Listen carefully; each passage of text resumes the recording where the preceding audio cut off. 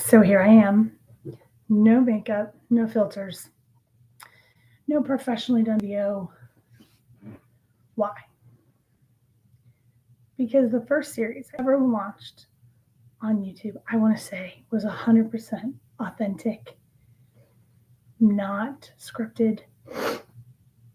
Me as I turned 43.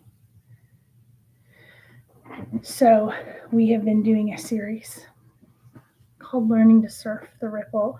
I am sure that this is just the beginning, if not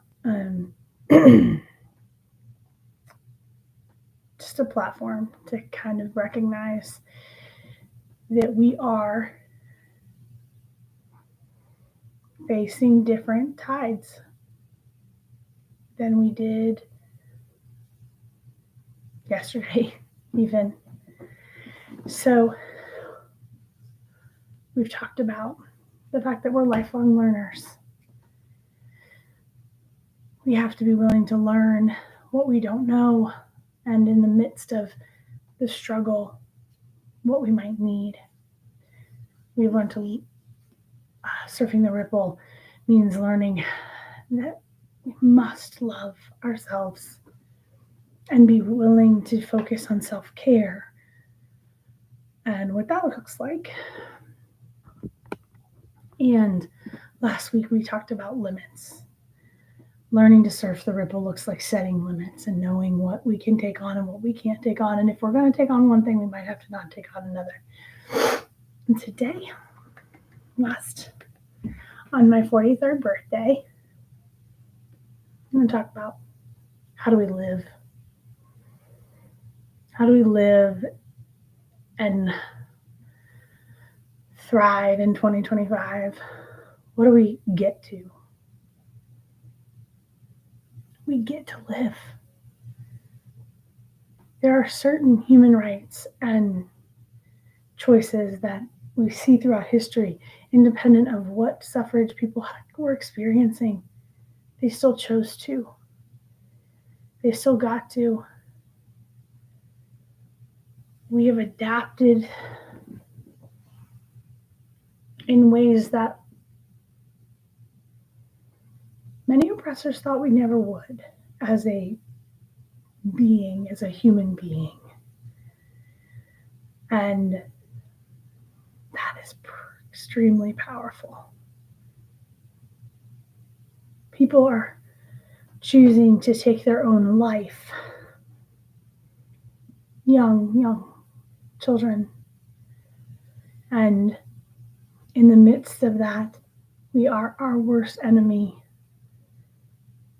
We must teach our children through our actions, not just our words, what it looks like to stand up to the bully, what it looks like to say that behavior is not okay, I'm not accepting it for myself or for others, what it looks like to build a community of people and then lose them because of whatever reason, and then, you know what, build another community of people and continue on. How do we have a loss and yet still keep going? It's a choice. We get to make a choice to live every moment, every day. It's either we're growing or we're dying in one way or another. It's just science. So either we're making choices that moves us to where we want to be, or we make choices that neglects ourselves and those around us, and we go backwards. It's one or the other. There's no, I'm just going to be mediocre and stay the same. Impossible. You don't work out for 2 weeks, you don't stay the same. You lose muscle mass. That's a kind of an extreme example, but go with me. So living means figuring out how to play the game with yourself. Cool. Instead of looking at this riptide as something that is going to kill me, I can look at it as something that is going to teach me, that I can learn from, that I can face and admit that it's happening, and so that I don't die and I get to survive. Behind me is a book that one of my best friends, Robin Williamson, gave me. I'm just going to do this forever. I think I'm always going to mess this up. Like stage left, stage right. Don't. I can't, people. I can't. Anyways, I Am Human. It's a book about empathy.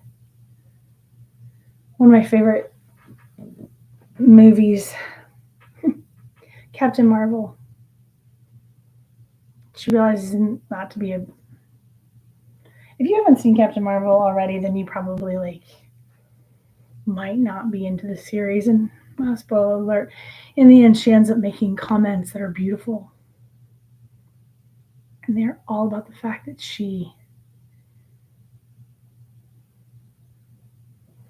guess what? She's human. And because she's human, she keeps getting back up. I am similar. Not a superhero. I don't even want that. That's a lot. But I just keep getting back up. And I keep making mistakes. And I don't think I can some days. And then somehow